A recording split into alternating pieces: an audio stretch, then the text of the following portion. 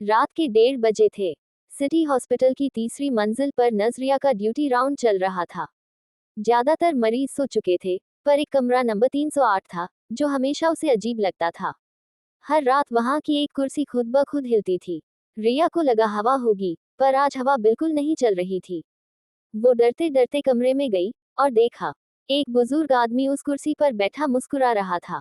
रिया चौंक गई, क्योंकि उस कमरे का मरीज तो 3 दिन पहले गुजर चुका था।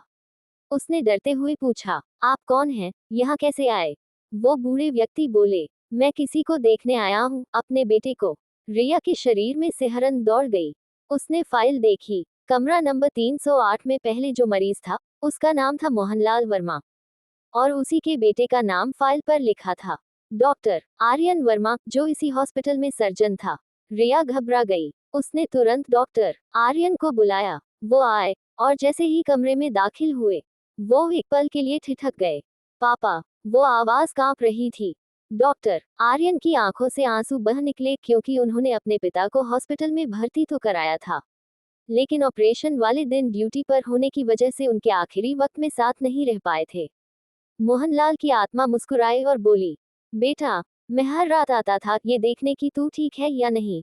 अब तू खुद आ गया है, तो मैं जा सकता हूँ। धीरे धीरे वो कुर्सी खाली हो गई, और कमरे में सिर्फ एक खुशबू रह गई, माँ के आंचल जैसी, पापा के हाथों जैसी।